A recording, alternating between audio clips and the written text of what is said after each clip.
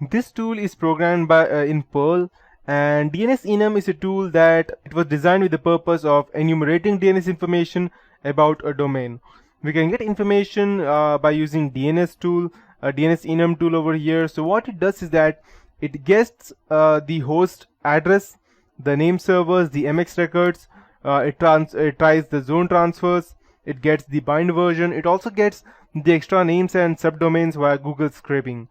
Brute force subdomains from file can also perform recursion on subdomain that have NS records, and it can also go ahead and perform reverse lookups on net ranges, and it can also go ahead and write down domain IPs into a text file naming such as IP block or something.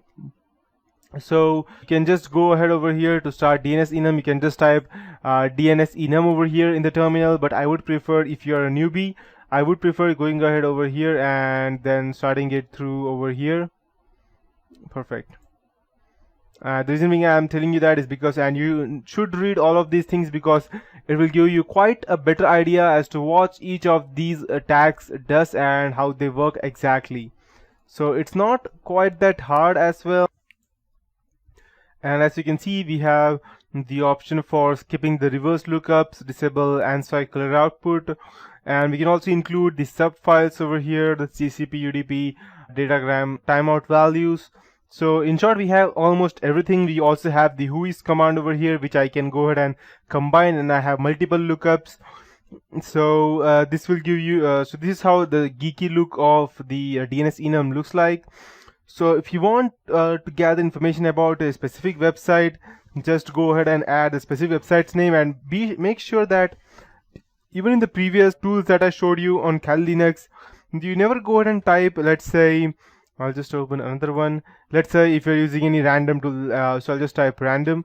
Random is the name of the tool, any tool you are using.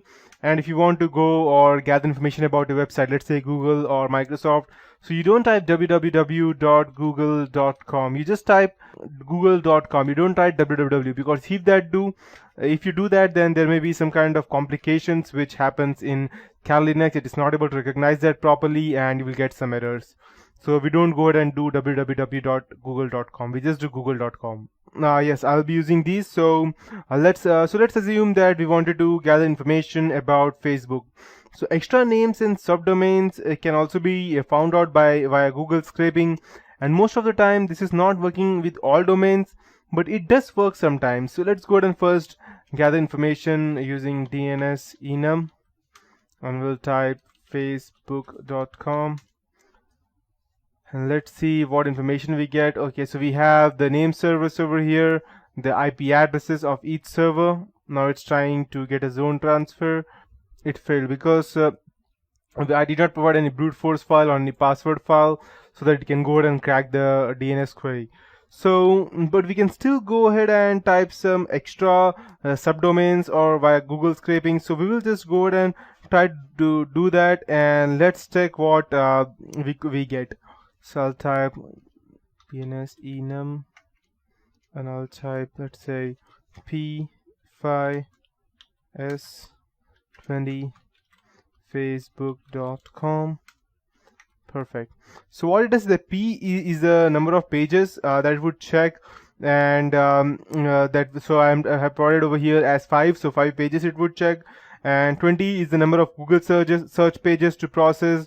The default is 20 pages, which I have provided, and S is the switch that must be specified, and -S is the scrap value. So the maximum number of subdomains that will be scrapped. And since this is not functional, you can manually run this command in a Google search, such as all in www.sitename, and you will still get the same thing. So I'll first go ahead and run this over here, and after that I'll go ahead and run the same thing to Google, and I'll show it to you. Let's check if we get some more stuff. Zone transfer won't work because the reason being that I have not yet provided any random file to it. It has started scraping subdomains from Google for facebook.com. So let's check what we get. Perfect. So it is scraped, but it did not get anything because Google is most probably blocking the queries. But this is how it works, and I'll show you how it works in Google if I go ahead and do the same thing. So I'll just type all.